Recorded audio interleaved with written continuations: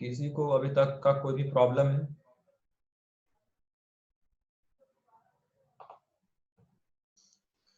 Screen share हो रही है? जी सर।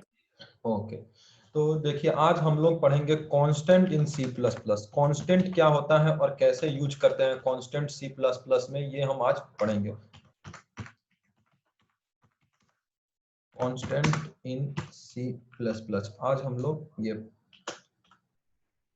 ये देखेंगे कांस्टेंट क्या होता है सी प्लस प्लस में और कैसे यूज करते हैं। अगर कोई कांस्टेंट यूज करना है हमको सी प्लस प्लस में तो कैसे यूज करेंगे। तो सबसे पहले देखते हैं कांस्टेंट होता क्या है। तो इसके बारे में है कि it is fixed.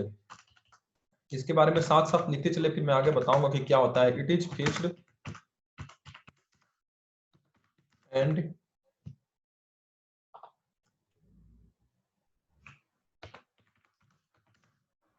It is fixed and can not be change. मतलब कि कांस्टेंट उस चीज को कहते हैं जो फिक्स्ड हो गया और फिर चेंज नहीं हो सकता है, तो उसको हम कांस्टेंट कहते हैं। कांस्टेंट ये होता है सी प्लस प्लस में कि जो भी चीज अगर फिक्स्ड हो गया और उसको चेंज नहीं कर सकते हैं तो समझिए कि वो कांस्टेंट है सी प्लस प्लस के अंदर। तो कोई भी कांस्टेंट, तो इसके लिए कांस्टेंट कब यूज करेंगे, तो उसके लिए होगा कि जब भी किसी भी चीज को हमको फिक्स कर देना है, किसी भी वेरिएबल को फिक्स्ड कर देना है, तो उसे हम कांस्टेंट करेंगे। तो मतलब कि it is fixed throughout the program, मतलब कि जब एक बार वो कांस्टेंट में डिक्लेयर हो गया तो उसके बाद फिर throughout the program, throughout the program मतलब एक बार अगर कांस्टेंट डिक्लेयर हो गया तो फिर उसको हम चेंज नहीं कर सकते हैं कि कांस्टेंट ये चीज हो गया। जैसे हम लोग एक प्रोग्राम से पहले आपको बताता हूँ कि कांस्टेंट का यूज कहाँ कहाँ पे पड़ सकता है। तो विजुअल स्टूडियो में एक प्रोग्राम बनाया न्यू फाइल में और जाकर आपके बैच में इसको सेव करता हूँ। सारे लोगों को तो ये आ गया होगा कि कैसे करते हैं प्रोग्राम। तो इसको मैं आज लिखता हूँ प्रोग्राम 16 डॉट सीपीपी जरूर दीजिएगा एक्सटेंशन फाइल का। और मैं कांस्टेंट यूज कर सबसे पहले बिना कांस्टेंट का एक प्रोग्राम बनाता हूं। जैसे कि बिना कांस्टेंट का पहले से ही बनाते आ रहे हैं, लेकिन आज एक प्रोग्राम दोनों में डिफरेंस देखेंगे तो समझ में आएगा। आप मेरे साथ लिखते चलिए, फिर आपको मैं प्रोग्राम समझाऊंगा कि प्रोग्राम में क्या होता है, कांस्टेंट कैसे यूज करते हैं और कांस्टेंट का हमारा बेनिफिट क्या होता है यूज करने से। यूजिंग नेम स्पेस, पहले हेडर फाइल डिक्लेयर कर दिया, उसके बाद नेम स्पेस लिख दिया, std लिख दिए और उसके बाद फिर मेन फंक्शन लिखा इंट मेन। यहाँ से हमारा प्रोग्राम का एंट्री पॉइंट है और इंट में हमने पहले एक ए नाम की वेरिएबल बनाई और उसमें पास कर दिया 34 और इसको पहले प्रिंट करवा लेते हैं। तो प्रिंट करवाने के लिए बताया था कि सी आउट फंक्शन को यूज करते हैं और ये डबल ब्रेसेस के अंदर मैं लिख देता हूँ कि द वैल्यू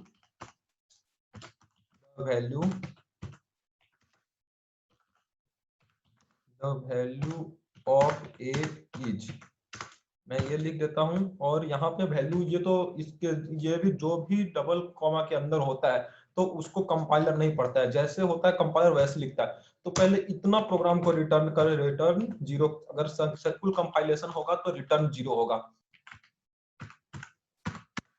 रिटर्न 0 अगर सक्सेसफुल कंपाइल हुआ। सेव किया इस प्रोग्राम को और रन करवाता हूँ, फिर मैं बताता हूँ कि क्या है। इस प्रोग्राम को सेव किया और रन किया, मतलब ये से हम नॉर्मल वैल्यू है ए की वैल्यू 34 आना है, मतलब आया यहाँ पे 34 वैल्यू आ गया ए का। ये नॉर्मल प्रोग्राम था, एक वैल्यू सिंपल वैल्यू लिया और इसमें स्टोर किया। अब एक और बात करता हूँ, ये प्रिंट करवाने के बाद फिर से हम दोबारा अगर ए की वैल्यू में चेंज करना चाहता हूँ, जैसे ए की वैल्यू में फिर से दोबारा चेंज कर दिया 45 कर दिया ए की वैल्यू चेंज, और फिर से मैं इससे ए को प्रिंट करवाऊंगा। जैसे फिर से मैं यहाँ पे 45 वैल्यू चेंज किया और इसके नीचे प्रिंट करवाता हूँ। सेव करते हैं, रन करते हैं, तो इस बार वैल्यू 45 आएगा। इस बार वैल्यू देखिए, यहाँ पे वैल्यू 34 था, जैसी वैल्यू चेंज हुआ 45 हुआ तो यहाँ पे 45 आने लगा।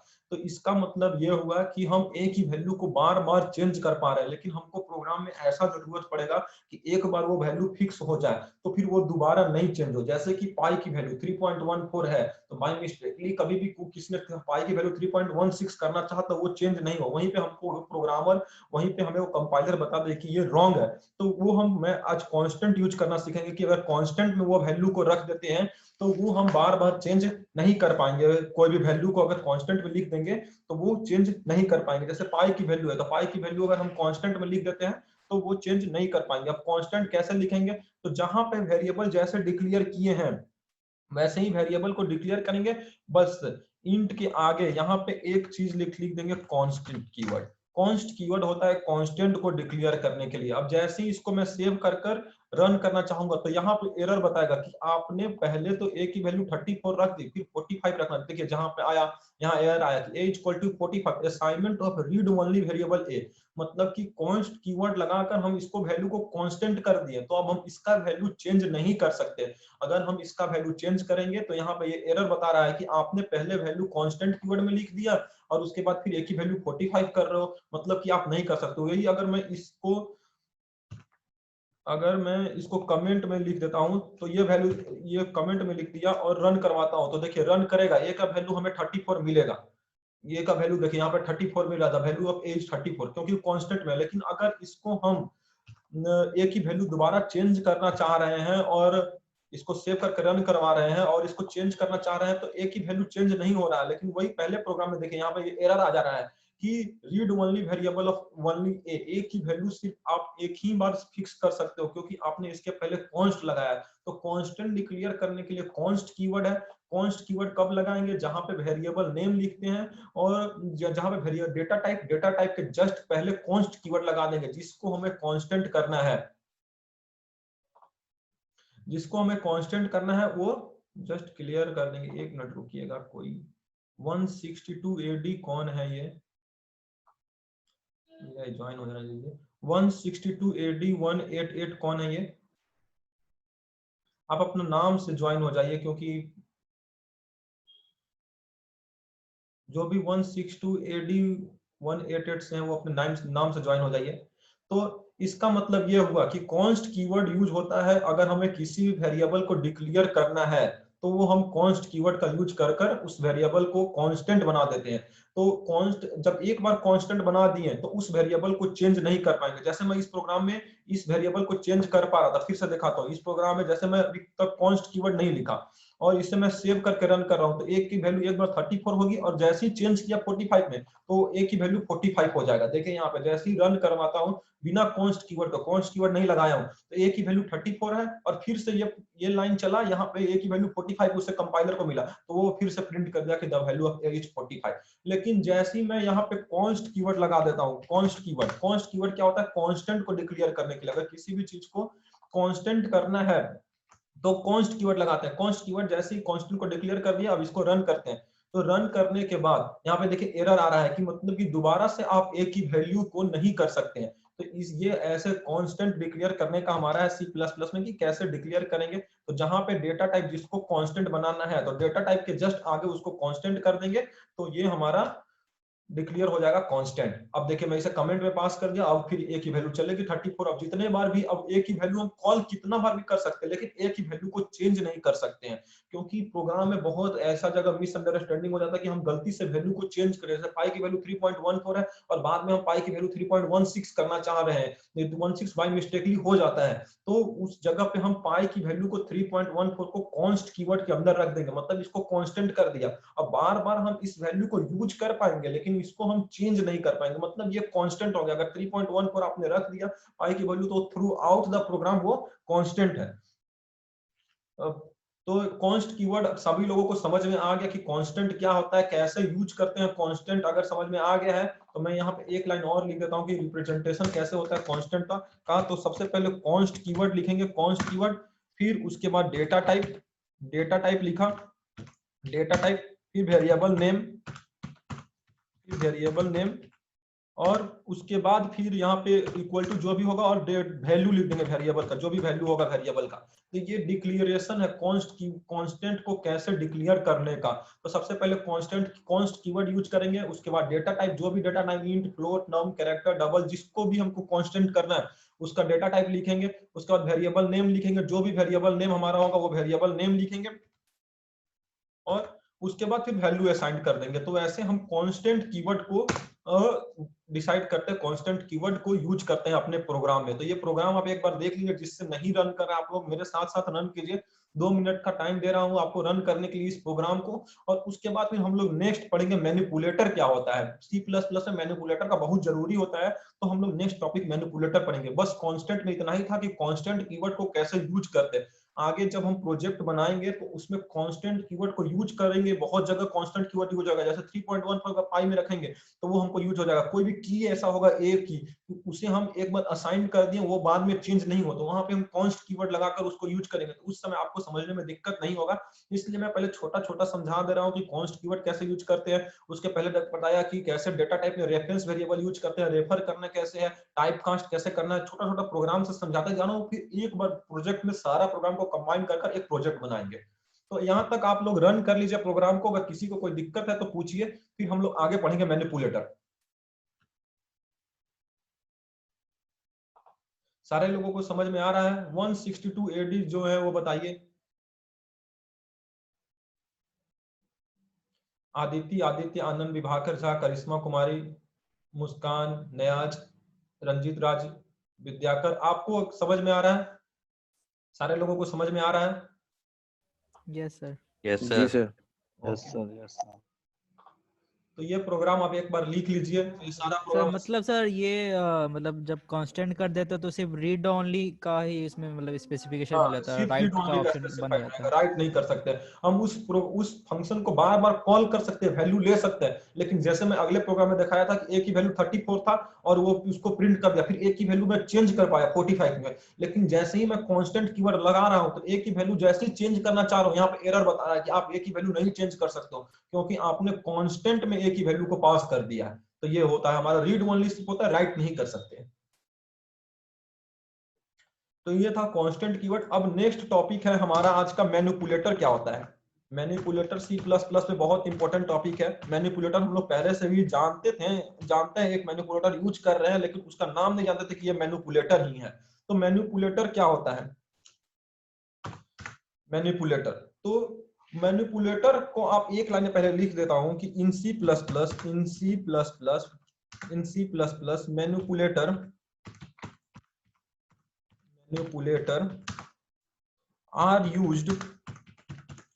are used in formatting output. Formatting output में हम मैनिपुलेटर का यूज करते हैं सी प्लस प्लस में, फॉर्मेटिंग ऑफ आउटपुट। जैसे कि एक मैनिपुलेटर हम यूज कर रहे थे लेकिन उसका नाम नहीं जान रहे थे कि ये मैनिपुलेटर है, जैसे इंड एल स्लैश एन के जगह पे मैनिपुलेट कर दे रहा था, तो उसको मैनिपुलेटर ही कहते हैं। जैसे इंड एल होता है तो 2 ही मैनिपुलेटर होते हैं सी प्लस प्लस में, 2 मैनिपुलेटर होता है सी, 2 मैनिपुलेटर। यहाँ पे लिख देता हूँ टाइप्स ऑफ मैनिपुलेटर। टाइप्स में 2 होते हैं, सिर्फ 2 only in C plus plus में 2 मैनिपुलेटर होता है, और सब लैंग्वेज में अलग अलग बहुत सारे मैनिपुलेटर होते हैं। सी प्लस प्लस में सिर्फ 2 ही मैनिपुलेटर होता है। पहला जो मैनिपुलेटर होता है वो इंडेल हम लोग बहुत पहले से यूज कर रहे हैं। तो ये मैनिपुलेटर के अंदर 1 नंबर का क्वेश्चन आता है आपको हमेशा, जब सी प्लस प्लस का एमसीक्यू क्विज दीजिएगा तो उस समय आएगा कि मैनिपुलेटर का नाम बताइए सी प्लस प्लस में कौन सा होता है। तो 2 मैनिपुलेटर होता है, एक होता है इंड एल और दूसरा होता है सेट डब्ल्यू। इंड एल का क्या होता है लिख देता हूं यहाँ पे, यूज्ड फॉर न्यू लाइन। ये तो हम पहले से यूज करते आ रहे हैं कि यूज्ड फॉर न्यू लाइन, जहां पे स्लैश एन का काम है वहीं इंड एल काम कर रहा था। ये पहला मैनिपुलेटर है। और दूसरा मैनिपुलेटर है हमारा सेट डब्ल्यू। सेट डब्ल्यू का क्या काम होता है ये मैं अभी प्रोग्राम के थ्रू समझाऊंगा कि सेट डब्ल्यू से क्या होता है। इसका एक लाइन में लिख देता हूं, use to specify the width of the output।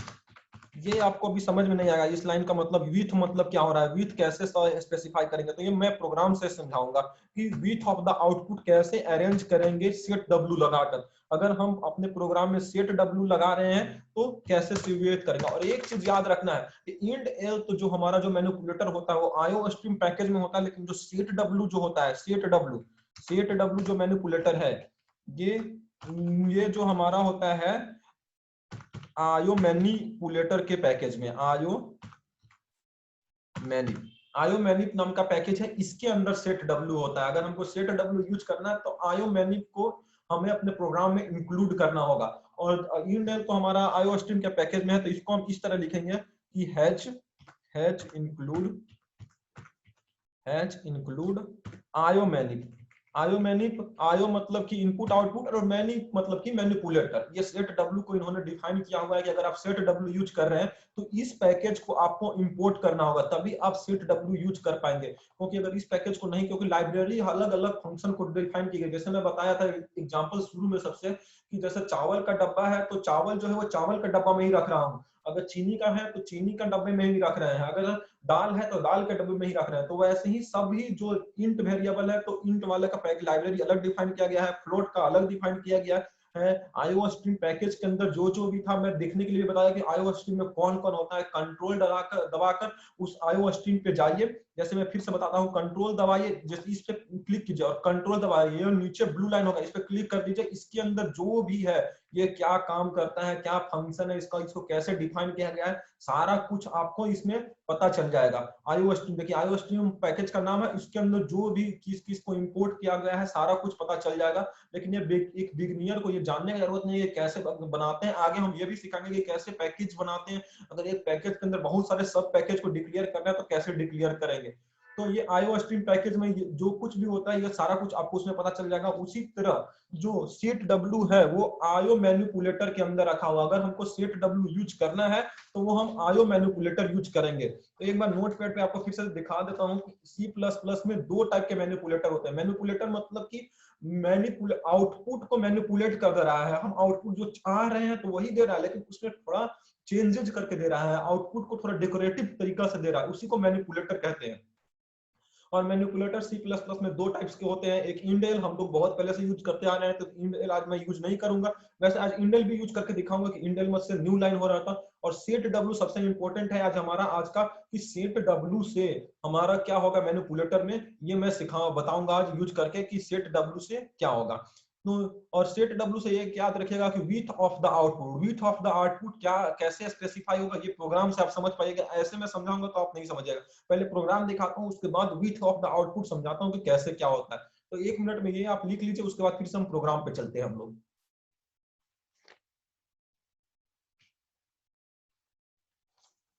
किसी को कोई समझ में नहीं आ रहा है कि आज कांस्टेंट क्या था, मैनिपुलेटर क्या था, तो आप पूछ सकते हैं।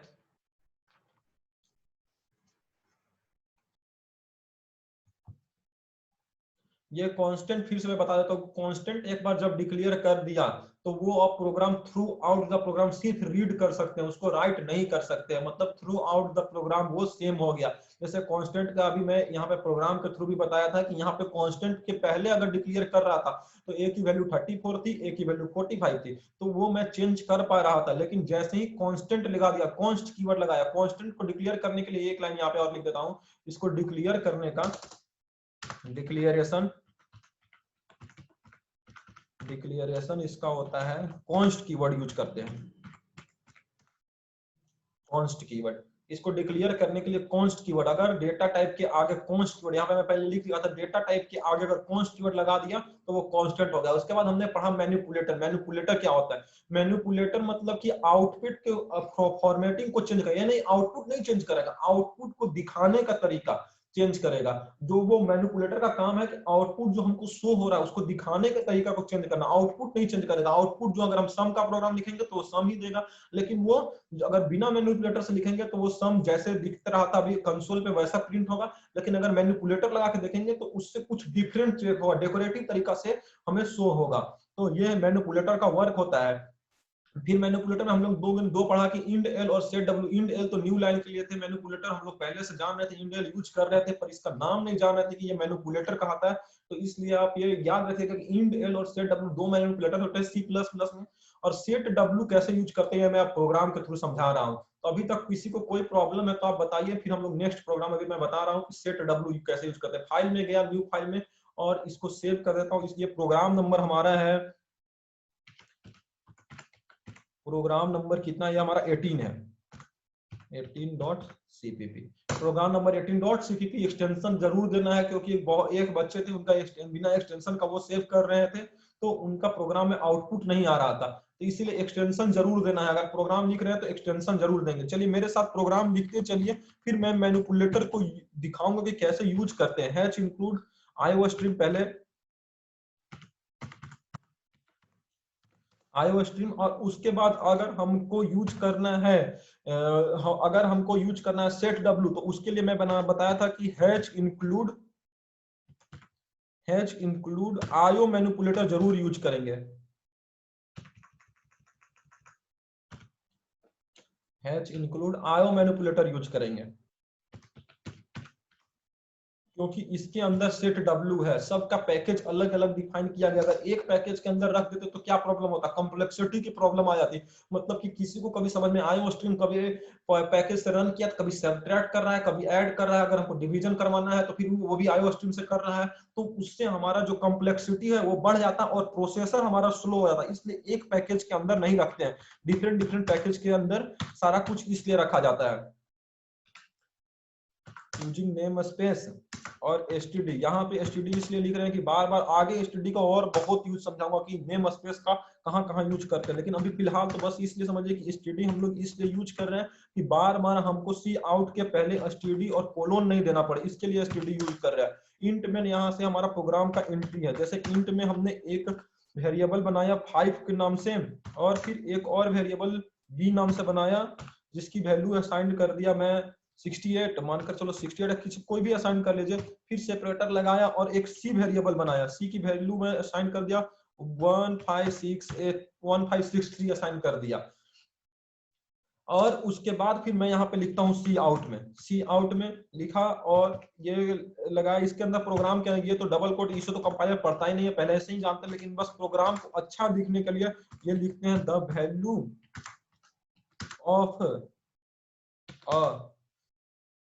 Of a without manipulator, without, यहाँ पे प्रोग्राम को समझने के लिए आपको लिख रहा हूँ बस विदाउट सेट डब्ल्यू। पहले विदाउट सेट डब्ल्यू से यूज करके दिखाऊंगा, फिर सेट डब्ल्यू यूज करके दिखाऊंगा कि दोनों में डिफरेंस क्या है, तो आप समझ जाइएगा ऐसे ही कि दोनों में क्या डिफरेंस है। विदाउट सेट डब्ल्यू यूज, यहाँ पे मैं लिख देता हूँ, यहाँ पे मैं सेट डब्ल्यू नहीं यूज करता हूँ, यहाँ पे मैं इंड एल यूज कर दिया बस। इंड एल न्यू लाइन के लिए, ये तो पहले से यूज करते आ रहे थे तो समझ जाएंगे कि इंड एल, और फिर यहाँ पे वही लाइन ए की वैल्यू जैसे प्रिंट कर दिया उसी तरह मैं बी की वैल्यू भी प्रिंट कर देता हूँ। बी की वैल्यू यहाँ पे द वैल्यू ऑफ बी, यहाँ पे भी बी लिख देता हूँ, बी विदाउट सेट डब्ल्यू, मतलब इसमें हमने अभी तक सेट डब्ल्यू यूज नहीं किया है, सेट डब्ल्यू यूज करने के लिए आपको सिखाऊंगा। और उसी तरह the value of c without set डब्ल्यू, यहाँ पे लिख दिया the value of c without set डब्ल्यू क्या होता है। ये हमारा था विदाउट मैनिपुलेटर, अब मैं मैनिपुलेटर यूज कर सिखा रहा हूँ, तो यहाँ पे लिखूंगा control the value of A with set W. Set W कैसे यूज करता है, अब ये बता रहा हूं। तो सेट डब्ल्यू यूज करने के लिए सबसे पहले पैकेज इंपोर्ट करना है आयो मैनी, और उसके बाद फिर यहाँ लिखना है, उसके बाद फिर यहाँ पे हमको ये डबल एरो के अंदर लिखना है सेट डब्ल्यू, बस लिख देना है सेट डब्ल्यू। और जितना आपको गैपिंग चाहिए, अब बस 4 लिख रहा हूँ, अभी मैं गैपिंग के लिए 4 लिख रहा हूँ, उसके बाद बताऊंगा कि कैसे ये गैपिंग का कैसे डिसाइड करता है। बस ये अभी याद रखिए कि से डबल ब्रैकेट के अंदर ये अगर गैपिंग 4, ये इसके बारे में नहीं बता रहा, बस सेट डब्ल्यू कैसे यूज करते हैं, पहले सेट डब्ल्यू और पैरेंथेसिस के अंदर कोई नंबर पास कर देते हैं, इतना बस याद रखना है। अब यहाँ पे वैल्यू ऑफ ए हो गया विथ सेट डब्ल्यू। अब उसी तरह यहाँ पे मैं वैल्यू ऑफ बी लिख देता हूँ, value of B with set डब्ल्यू, और यहाँ पे मैं बी पास कर दिया बी की वैल्यू के लिए। उसी तरह यहाँ पे एक और लिख देता हूँ the value of c with set डब्ल्यू, और यहाँ पे मैं सी पास कर दिया। 4 क्या है वो मैं अभी तुरंत समझाऊंगा, बस लिख दीजिए कि ये प्रोग्राम में था 4, इसलिए बस 4 है। आगे मैं बताऊंगा कि 4 5 आपको जो मन में आए वो आप लिख सकते हैं, वहां पे 4 से क्या हो रहा है ये आउटपुट से आपको समझ में आएगा। ये बस मैनिपुलेटर यूज करने का तरीका था। यहाँ पे मैं लिख देता हूँ एक कमेंट में कि मैनिपुलेटर लिख दिया सेट डब्ल्यू, जहां से कब कि आप प्रोग्राम अगर यूज करें, प्रोग्राम आप जब पढ़े तो आपको समझ में आ, ये बस प्रोग्राम ऐसे लिख दिए। अब इसको सेव करते हैं, अगर आउटपुट से हम लोग समझेंगे कि इससे क्या हो रहा था आउटपुट से। तो आ रहा है कि द इंट मेन, यहाँ पे कुछ प्रॉब्लम आ रहा है, एक बार फिर से देखिए प्रोग्राम को, क्या कहाँ पे कुछ गड़बड़ आ रहा है प्रोग्राम में, ये बता रहा है। एक बार ये प्रोग्राम को आप लोग सारे लोग ये प्रोग्राम को एक बार लिख लीजिए अपने कंसोल पे, मैं समझ इंट ए बी और सी के बाद सेमीकोलन छूट गया वहीं पे जहाँ कर्सर है। छूट गया था, हाँ सेमीकोलन छूट गया था। फिर से सेव किया और इसको रन करता हूँ।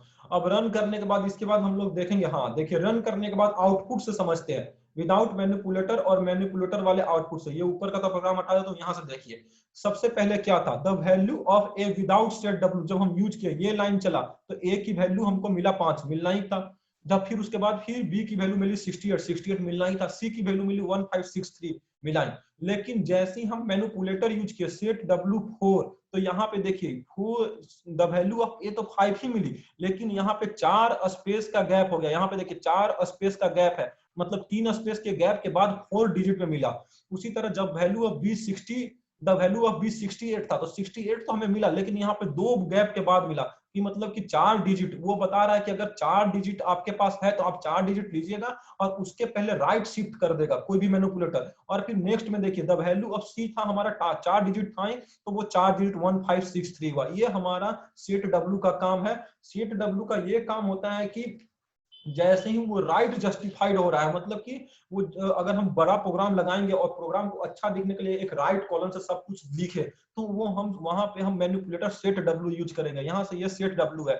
4 का मतलब यही था कि 4 गैप, 3 गैप लेकर पूरा टोटल 4 कैरेक्टर हमको स्टोर करवाना है, इसलिए 4 लगा दिया। अगर मैं यहाँ पे 5 लिखूंगा, जैसे देखिए 5 लिखता हूं मैं यहाँ पे फिर से, तो सेव किए रन किए, तो 5 लिखने के बाद वो 5 गैप के बाद हमको जो भी होगा मैनिपुलेटर, देखिए अब ये 5 गैप के बाद ए का दिया। अगर बी में भी इस पे मैं लिख देता हूँ 1000 गैप, 100 ही लिखता हूँ 100 गैप, या 10 गैप के बाद मैं करता हूँ 100 गैप, ज्यादा हो जाएगा कंसोल पे थोड़ा, तो 10 गैप के बाद लिखता हूँ। तो देखिएगा अब 68 जो वैल्यू होगा वो 10 गैप के बाद होगा। यहाँ से देखिए यहाँ तक टोटल जो कैरेक्टर है 68 को मिलाकर वो 10 है, मतलब कि 8 स्पेस है और 2 कैरेक्टर है, जो भी 2 नंबर है वो हमारा 10 गैप के बाद मिल रहा है। तो यही हमारा सेट डब्ल्यू का काम है कि वो विथ सेट करता है। जो भी हमारा नंबर है या जो भी कैरेक्टर है उसका विथ अगर हमको कितना सेट करना है तो उसके अनुसार होता है। तो ये हम याद रखेंगे कि जो हम 4 यूज करें तो 4 विथ से प्रिंट हो रहा है। अगर हम विथ का नंबर मेरे ऊपर डिपेंड है, हम जितना चाहे उतना दे सकते हैं। 5 के बाद हमको विथ सेट करना है,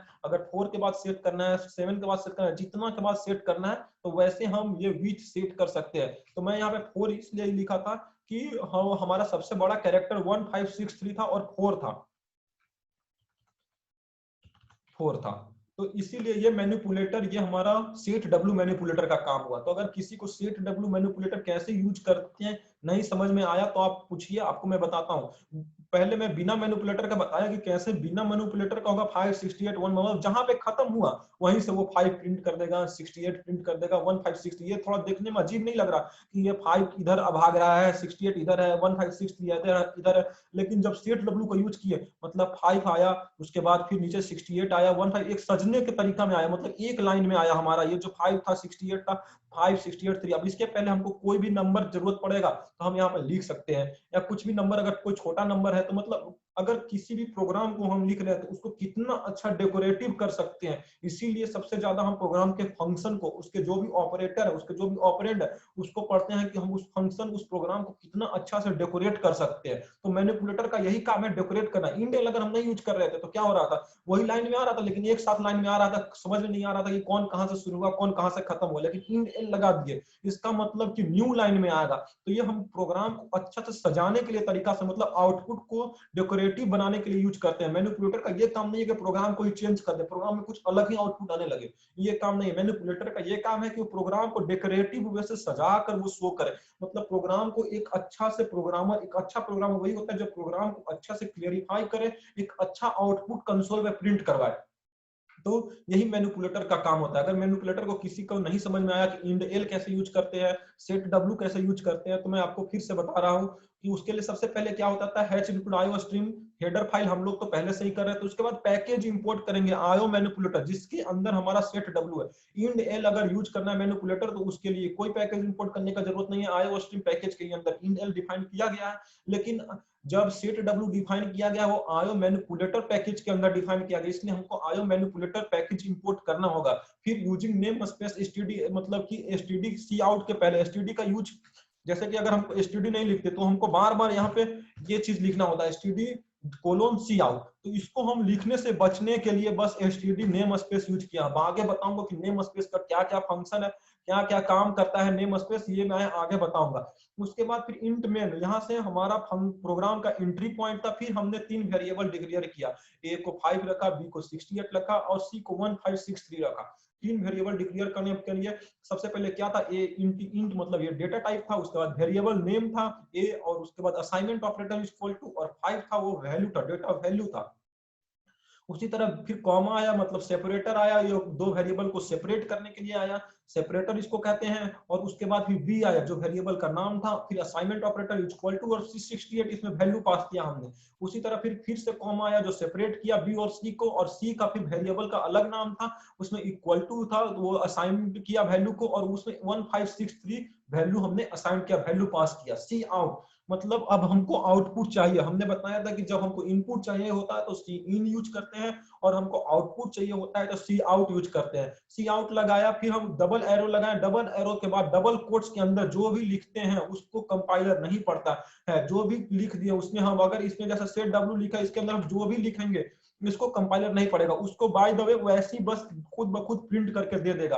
फिर मेन फंक्शन है, यहाँ से अगर हमको ए का वैल्यू लेना था तो ये हम लोग पहले भी जान रहे थे कि ए के वैल्यू के लिए डबल एरो के अंदर ए, और इंड एल यूज करने के लिए डबल एरो के अंदर इंड एल लिख देते हैं। सेमी कोलन मतलब यहाँ से इंड ऑफ लाइन हो गया। हमने दूसरा लाइन में इसलिए लिखा, हम चाहे तो यहाँ से भी cout the value of B लिख सकते थे, लेकिन हमारा प्रोग्राम सिर्फ प्रोग्राम लिखना ही नहीं है, प्रोग्राम को अच्छे तरीके से डेकोरेट करना भी है, इसलिए हमने दूसरा लाइन में लिखा वैल्यू ऑफ बी पास किया। उसी तरह फिर बी की वैल्यू, उसी तरह फिर मैंने सी की वैल्यू पास किया। ये तो था without set W, without manipulator, जहां से हम मैनिपुलेटर को यूज करके नहीं लिख रहे थे।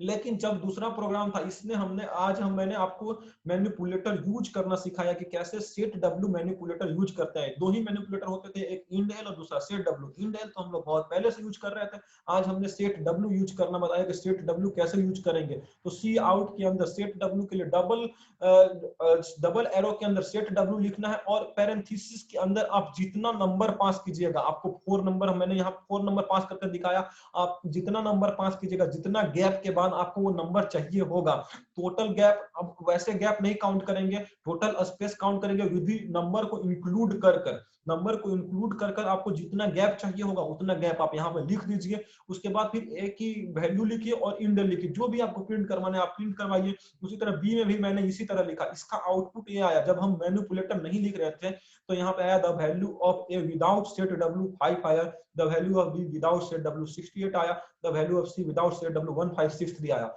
वही वैल्यू इसमें भी आया, लेकिन इसमें थोड़ा डेकोरेटिव तरीका से आया। सेट डब्ल्यू आया लेकिन यहाँ से 3 गैप छोड़कर 5 आया, यहाँ से सेट डब्ल्यू आया लेकिन यहाँ से 2 गैप छोड़कर 68 आया, यहाँ से भी वही वैल्यू आया जो वहां पर 1563, यहाँ भी 1563 आया, लेकिन यहाँ पे शुरू से ही 4 गैप हमने लिखा था, मतलब 4 गैप तो वो फुलफिल किया। तो ये मैनिपुलेटर का यूज होता है डेकोरेट करने के लिए। अब इसमें अगर किसी को कोई प्रॉब्लम है तो पूछिए, आपके पास 2 मिनट का टाइम है, और उसके बाद फिर मैं आपको सिखाऊंगा कि आगे का प्रोग्राम इसके बाद मैनिपुलेटर के बाद क्या है।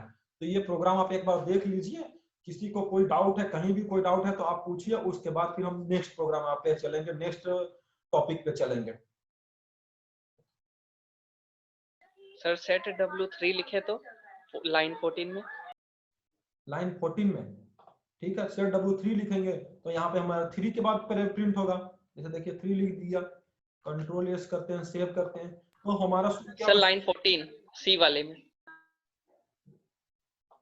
अच्छा 4 लिखे, यहाँ पे मैं 3 लिखता हूँ। अगर कोई भी आउटपुट से किसी भी चीज को नहीं समझ में आया तो वो आउटपुट लिखिए और उसके बाद समझिए कि क्या होता है मैनिपुलेटर का काम, क्या मैनिपुलेटर।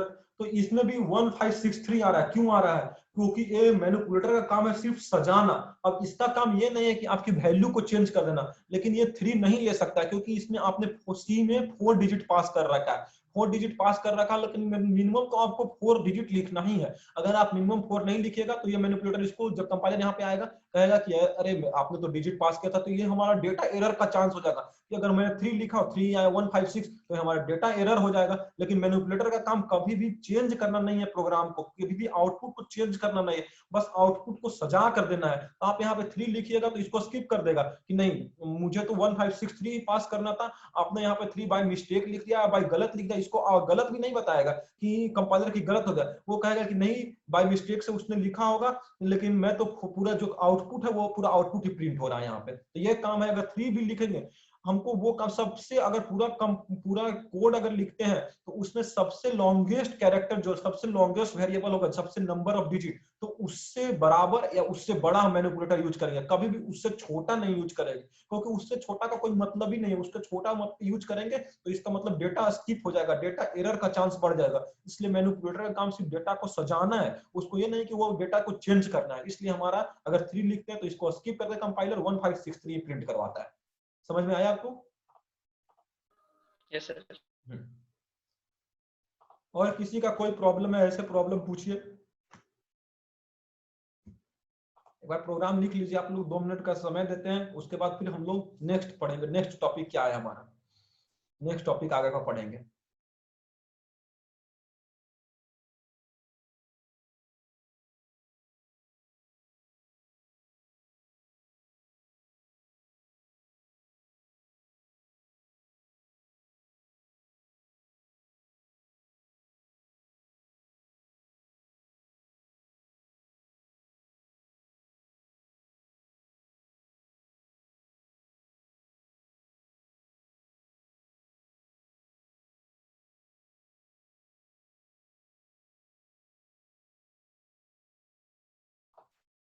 चलिए, किसी का कोई प्रॉब्लम नहीं है लगता है, समझ में आ रहा है आपको?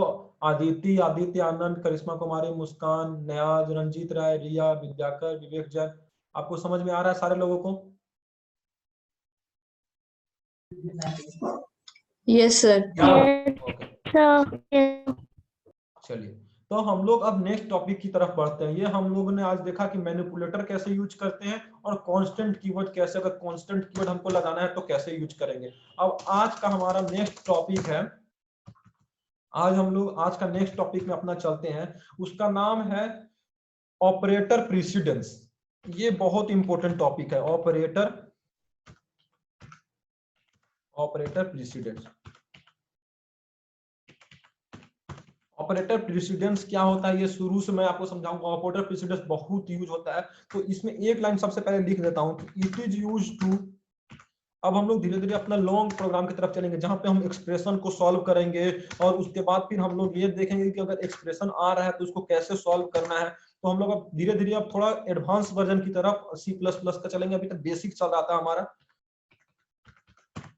तो ऑपरेटर प्रेसिडेंस का काम क्या है? ऑपरेटर प्रेसिडेंस यूज्ड करते हैं solve expression, used to solve an expression, expression को सॉल्व करने के लिए। अब एक्सप्रेशन क्या है भाई, क्या सॉल्व करेंगे? तो एग्जांपल के थ्रू मैं एक बताता हूं आपको एक्सप्रेशन, कि जैसे भी कोई एक्सप्रेशन है, एग्जांपल में मैं लिखता हूं, जैसे लिखा इंट सी, इंट डेटा टाइप लिखा, उसमें सी नाम का वेरिएबल बना, वहां पे लिखता हूं ए इंटू बी प्लस सी, ए सी लिखा ए इंटू बी प्लस सी। तो अब ये कैसे लिखते हैं ये मैं आपको बता रहा हूं, कि जैसे ये कोई एक्सप्रेशन है इंट सी में ए इंटू बी प्लस सी, मतलब कि ये एक्सप्रेशन है, ए इंटू का साइन है, बी का प्लस का साइन है, तो एक साथ बहुत सारे एक बार कंबाइंड हो जाए एक्सप्रेशन में।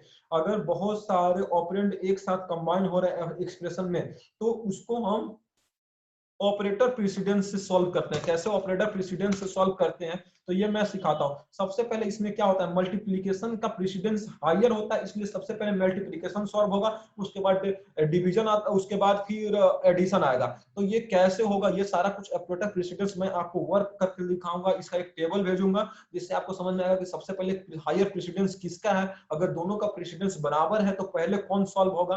तो ये बहुत से प्रॉब्लम आते हैं, हमेशा न्यूमेरिकल प्रॉब्लम आते रहते हैं क्यूज में, कि ऑपरेटर प्रेसिडेंस का टेबल दिया हुआ है, ऑपरेटर प्रेसिडेंस का टेबल नहीं, ऑपरेटर प्रेसिडेंस दिया रहेगा, एक एक्सप्रेशन दिया हुआ रहेगा, और उसका आउटपुट आपको पूछेगा। तो आउटपुट के लिए आपको ऑपरेटर प्रेसिडेंस टेबल याद होना चाहिए, कि सबसे पहले किसका प्रेसिडेंस हाई है वो सबसे पहले आएगा। अगर दोनों का प्रेसिडेंस बराबर है तो वो कैसे सॉल्व होगा, तो ये मैं आपको आज यूज करके सिखाऊंगा।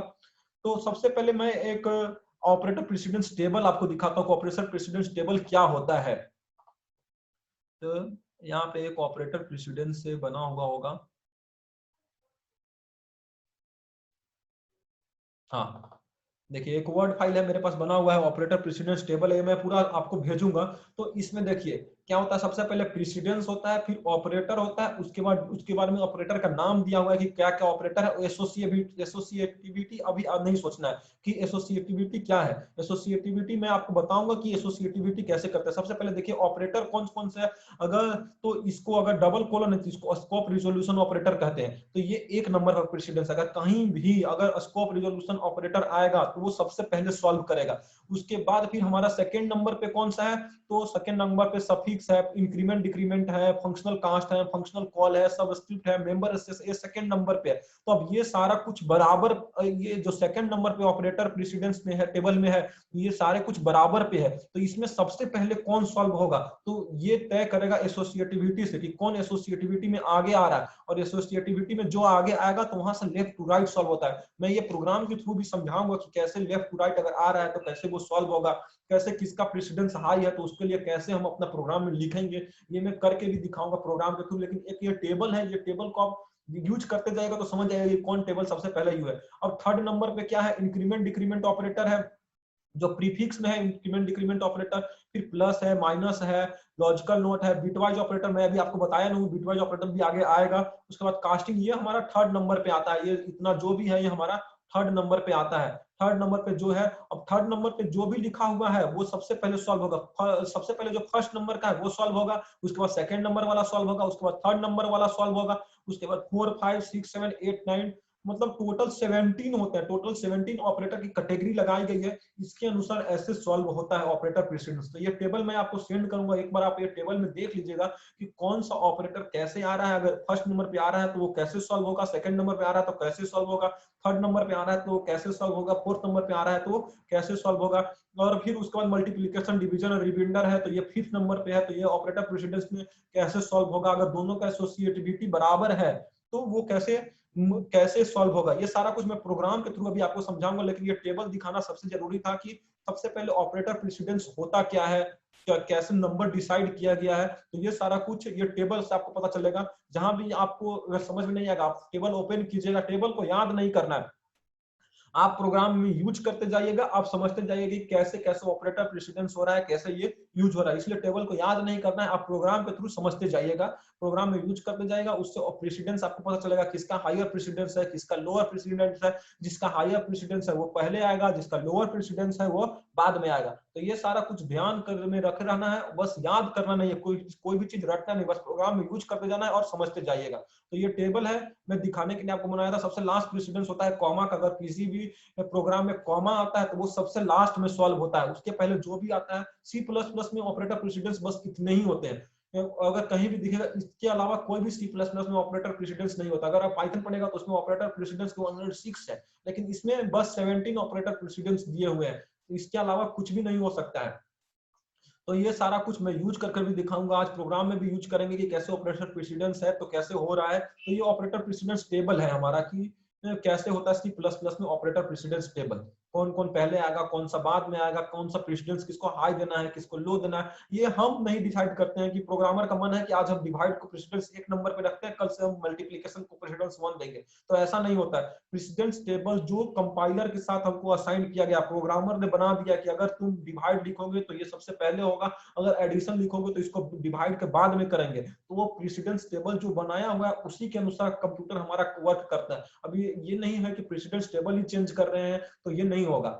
प्रेसिडेंस मतलब कि जो प्रोग्रामर ने बनाकर दे दिया है, जो जिन्होंने सी प्लस प्लस को इन्वेंट किया था वो बनाकर दे दिए, तो तभी वो प्रेसिडेंस टेबल उसी के अनुसार वो सॉल्व करता है, कंप्यूट करता है। तो ये जानना हमको जरूरी है कि प्रेसिडेंस टेबल क्या होता है।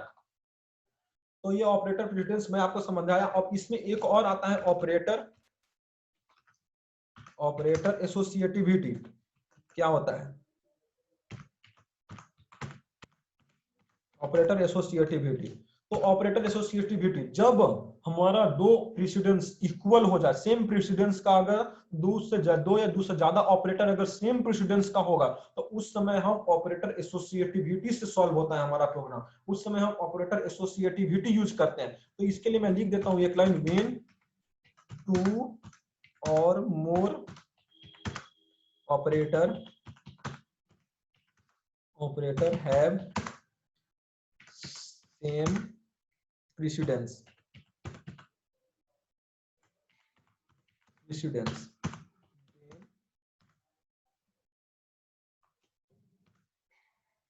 then operator associativity, यानी जैसे लिख रहा हूं, then operator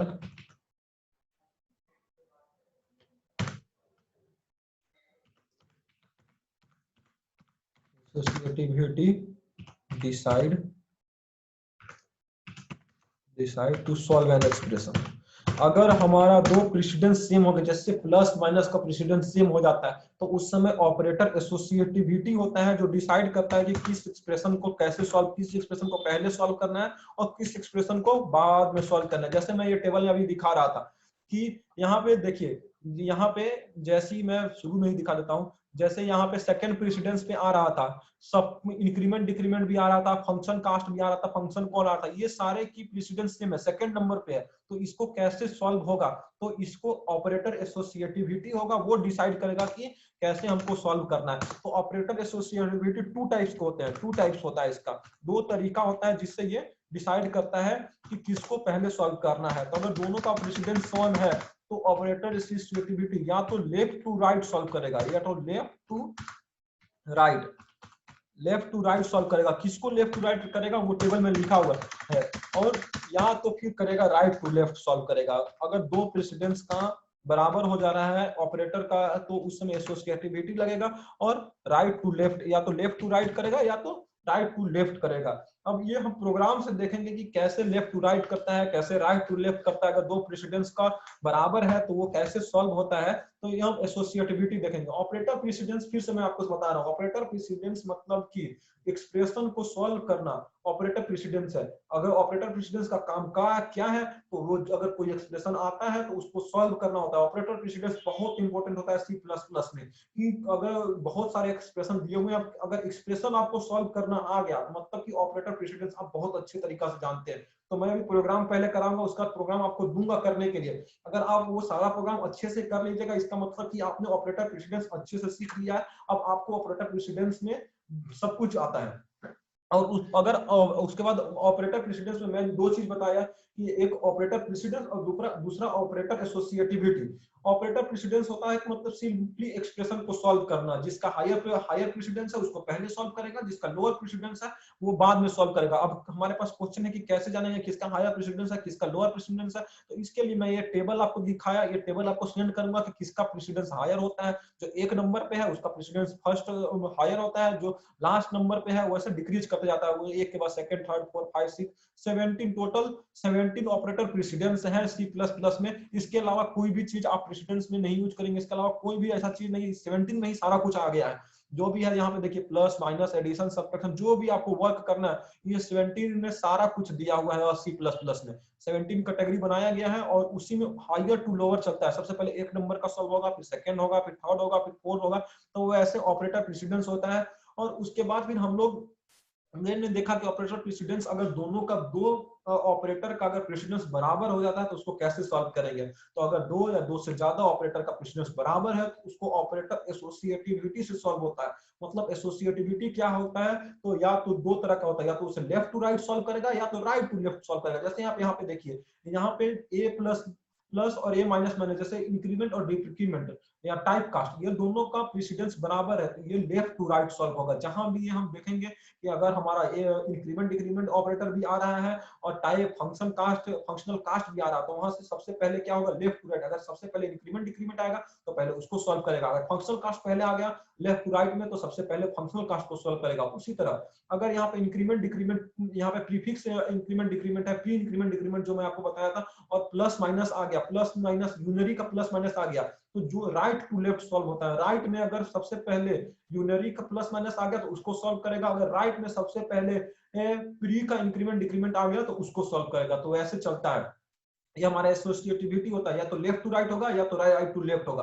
तो आप एक बार टेबल देख लीजिएगा, टेबल देखते रहिए, याद नहीं करना, बस टेबल देखते रहिएगा, यूज करते जाइएगा, समझ में आ जाएगा। मैं अभी थोड़े दिन के बाद असाइनमेंट दूंगा, उसमें आप समझते रहिएगा और प्रोग्राम करते जाइएगा, तो समझ में आ जाएगा कि कौन सा लेफ्ट टू राइट है, कौन सा राइट टू लेफ्ट है, कैसे ऑपरेटर प्रेसिडेंस यूज करते हैं, ये सारा कुछ आप प्रोग्राम के थ्रू समझते जाइएगा। चलिए अब प्रोग्राम से बताते हैं आपको। अगर अभी इसमें किसी को कुछ लिखना है तो आप लिख लीजिए, 2 मिनट का टाइम है आपके पास। उसके बाद हम लोग प्रोग्राम से देखेंगे कि कैसे ये प्रोग्राम को लेफ्ट टू राइट सॉल्व करेंगे, कैसे ऑपरेटर प्रेसिडेंस होगा, कैसे ऑपरेटर एसोसिएटिविटी होगा, ये सारा कुछ मैं आपको समझाऊंगा प्रोग्राम के थ्रू। अगर किसी को कुछ लिखना है तो लिख लीजिए, अगर किसी को कुछ समझ में नहीं आया तो पूछ लीजिए, 2 मिनट का समय है आपके पास।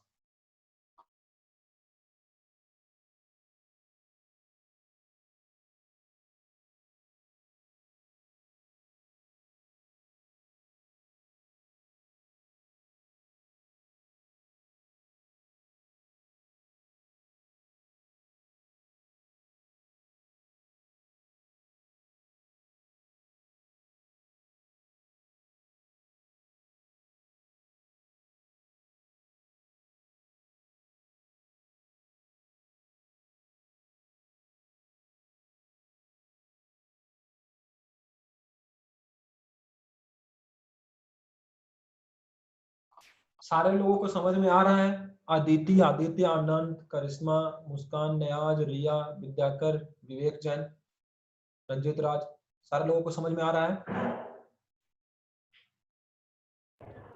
Yes sir. ओके, आदित्य, आनंद, आपको समझ में आ रहा है? यस सर, क्लियर है सर।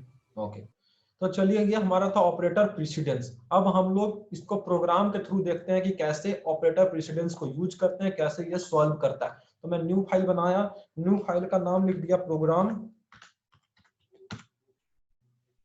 यहाँ से यहाँ भी प्रोग्राम लिख रहा हूँ, सेव करना होगा। सबसे पहले मैं आपको बताता सेव, सेव में जाएंगे, यहाँ पे लिखेंगे programme.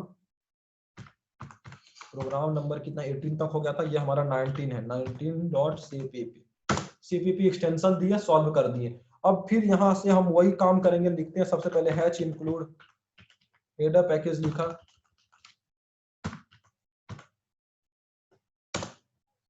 Hatch include IO stream,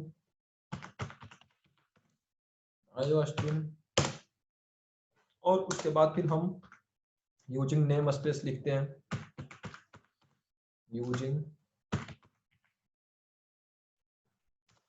name space std को बार बार लिखने के चलते हम इसको एक बार लिख देते हैं std। और फिर यहाँ पे हम मेन फंक्शन बनाते हैं इंट मेन, जहां से हमारा प्रोग्राम का एंट्री पॉइंट होता है इंट मेन से। और यहाँ पे हम एक इंट में ये 2 वेरिएबल बनाया, एक को वेरिएबल को ये वेरिएबल नाम लिख दिया, एक में वैल्यू असाइन कर दिया 3, बीच में सेपरेटर, और बी में वैल्यू असाइन कर दिया 4, फिर बीच में सेपरेटर। मेरे साथ साथ प्रोग्राम लिखते चलिए, फिर आपको सब क्लियर बताऊंगा। फिर इंट सी एक और वेरिएबल बनाया, जिसमें मैं लिख रहा हूं अब यहाँ पे a इंटू बी, या a इंटू 5 करता हूँ, a इंटू 5 और प्लस बी।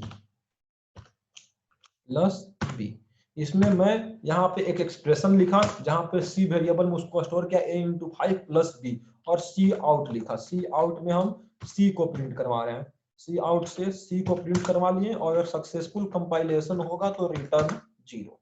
रिटर्न 0 मतलब सक्सेसफुल कंपाइलेशन हो गया। अब इसको हम सेव करते हैं, सेव किया, कंट्रोल एस से शॉर्ट की है, यहाँ से भी आप सेव कर दीजिए प्रोग्राम को। सेव करने के बाद रन करते हैं, रन करने से आउटपुट जो आता है उससे समझते हैं।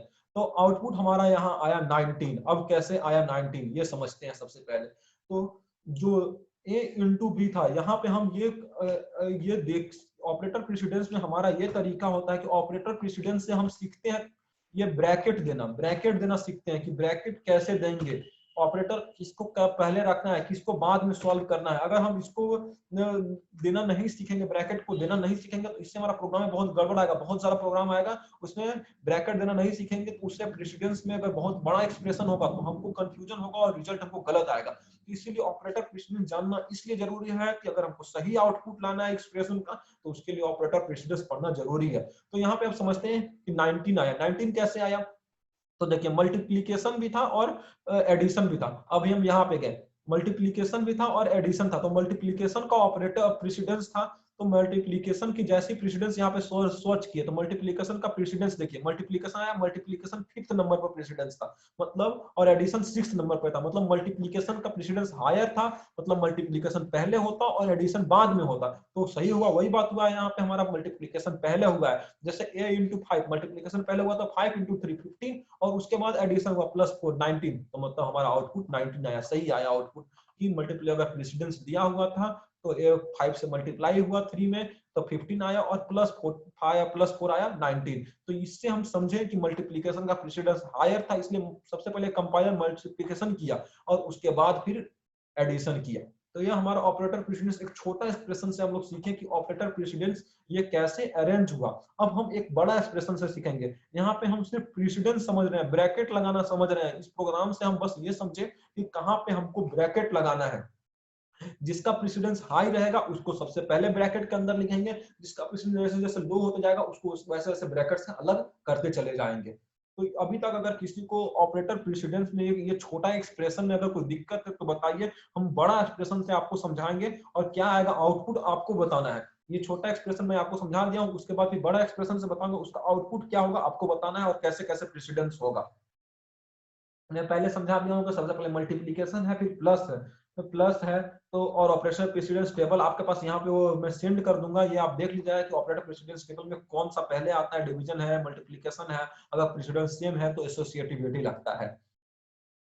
तो ये प्रोग्राम लिख लीजिए, आउटपुट 19 आया। आउटपुट कैसे आया 19 ये मैं फिर से समझा देता हूँ। सबसे पहले हेडर फाइल लगाया, हेडर फाइल के बाद नेम स्पेस स्टूडियो लगाया, मेन में हमने दो वेरिएबल बनाया ए बी, और सी में हमने एक एक्सप्रेशन बनाया जिसमें ए और बी की एक एक्सप्रेशन लिखा, a into 5 plus B, C out में सी को प्रिंट कराया।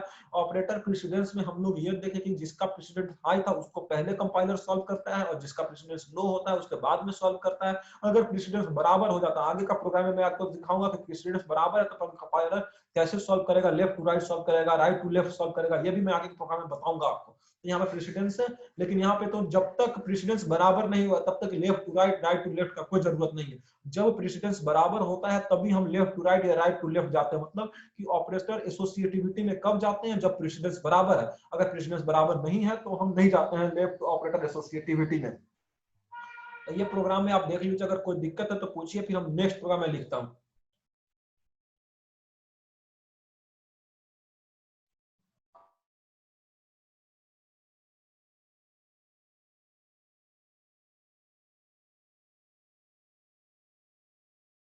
चलिए कोई दिक्कत नहीं है, इस प्रोग्राम में सारे लोगों ने ये प्रोग्राम लिख लिया होगा।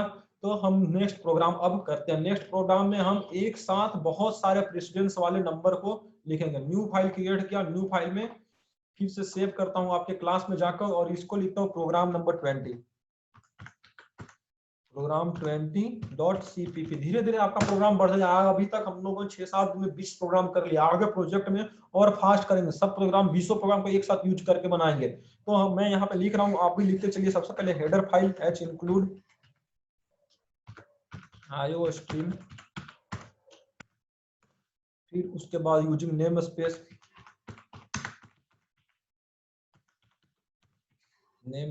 स्टूडेंट, और फिर से मैं मेन फंक्शन बनाया जहां से हमारा एंट्री पॉइंट होता है। जहां भी इंट मेन होता है वहां कंपाइलर समझता है कि ये एंट्री पॉइंट है।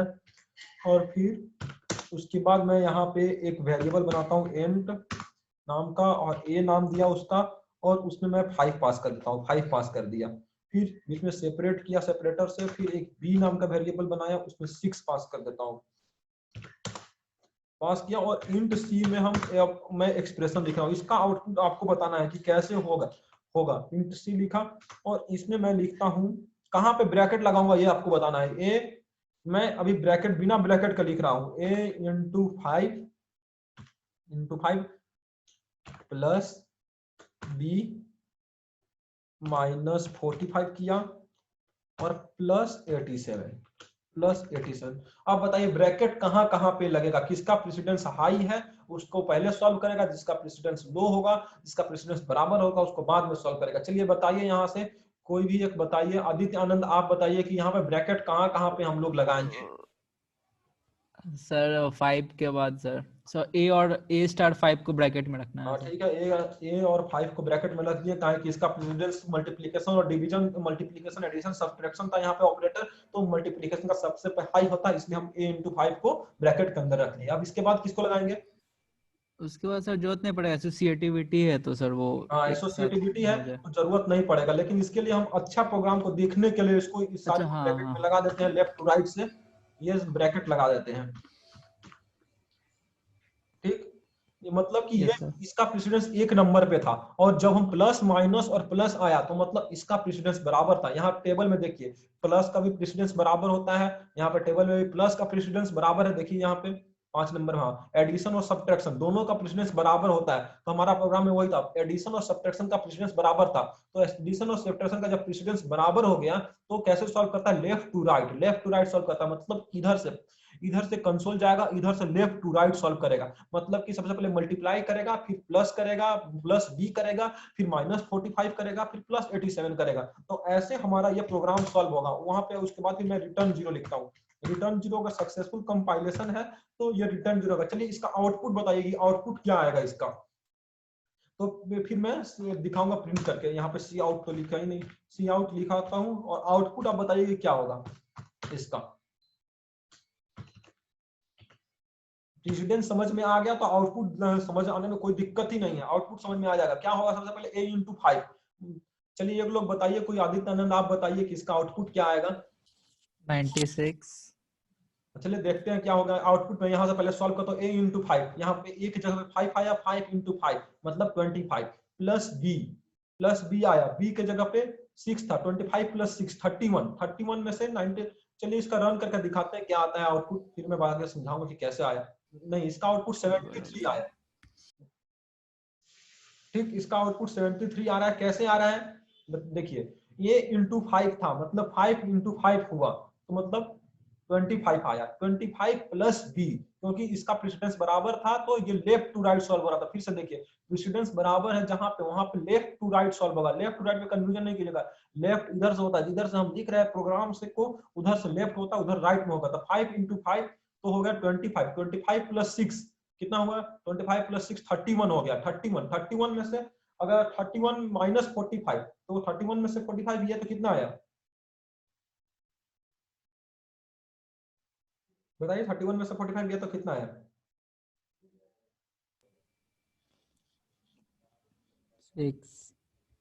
31 में से 40, अच्छा 31 में से 45 गया तो यहाँ पे आया 14, माइनस का 14 आया, क्योंकि माइनस का बराबर था। माइनस का 14 आया और उसमें फिर प्लस 87 कर दिया, तो माइनस का 14 प्लस का 87 किया तो 73 आ गया। तो माइनस का 14 था, 87 में से 87 में से 14 घट गया, तो यहाँ पे 73 आया। तो ये हमारा आउटपुट था। आउटपुट कैसा आया फिर से मैं आपको समझाता हूँ। a into 5 मतलब 5 into 5 आया 25, 25 प्लस 6 31, 31 में माइनस 45, 31 माइनस 45 मतलब 45 में से 31 गया, लेकिन माइनस का साइन, बड़ा का साइन आता है इसलिए बड़ा आया। माइनस का 14 आया, यहाँ से यहाँ तक एक्सप्रेशन सॉल्व हो गया। यहाँ से हमको माइनस का 14 आया, और माइनस का 14 प्लस 87 में माइनस का 14 जुड़ा तो वहां से 73 आया। तो ये 73 हमारा आउटपुट हुआ। ये अगर प्रेसिडेंस देना आपको नहीं समझ में आता तो ये आप आउटपुट नहीं बताते कि कैसे ये आउटपुट आ रहा है, इसका कैसे क्या हो रहा है। तो ये हमारा ऑपरेटर प्रेसिडेंस था, टेबल था। ऑपरेटर प्रेसिडेंस टेबल से आप समझिए कि कैसे इसको आउटपुट करते हैं।